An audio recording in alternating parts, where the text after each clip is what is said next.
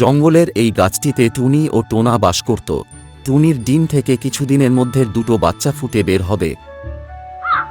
সেই জঙ্গলেই একটি দুষ্টু কাক বাস করত। সেই কাক জঙ্গলের সব পাখিদের ডিম ফেলে ভেঙে ফেলত। মাঝে মাঝে সেই ডিম নিয়ে সে নিজের বাসায় চলে যেত।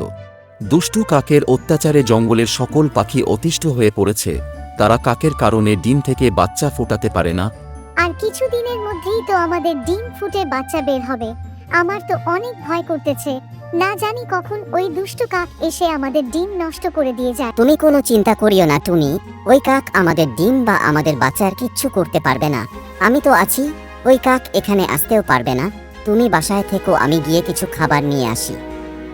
তারপর টোনা খাবার খুঁজতে চলে গেল। সেই সময় দুষ্ট কাক টুনির বাসায় চলে আসে। দুষ্টু কাক, তুমি আমার ডিমের কোনো ক্ষতি করো না দয়া করে। আর কয়েকদিনের মধ্যে আমার ডিম ফুটে বাচ্চা বের হবে।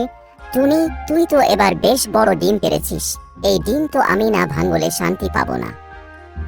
আমার জীবন থাকতে আমি আমার ডিমের কিচ্ছু হতে দিব না। তারপর সে টুনিকে ঠোঁট দিয়ে আঘাত করে নিচে ফেলে দেয়।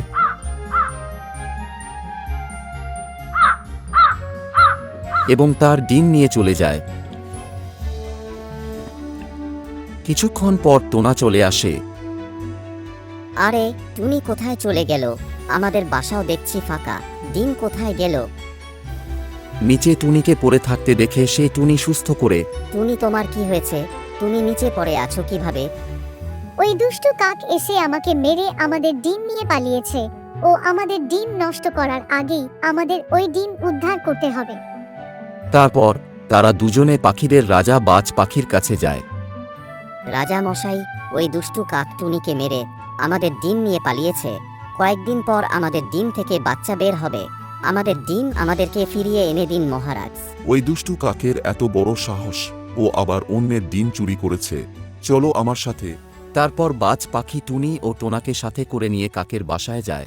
তোকে এর আগে অনেকবার শাসন করার পরেও তুই আবার সেই একই কাজ করেছিস। তোকে আর এই জঙ্গলে থাকতে দেয়া হবে না। তোকে আমরা বের করে দিব। শেষ পর্যন্ত সবাই মিলে কাকে জঙ্গল থেকে তাড়িয়ে দেয়। টুনি নিজের ডিম ফিরে পায় এবং কিছুদিন পর সেই ডিম থেকে 2টি বাচ্চা হয়। তারপর থেকে জঙ্গলে সকল পাখি সুখে থাকতে লাগলো।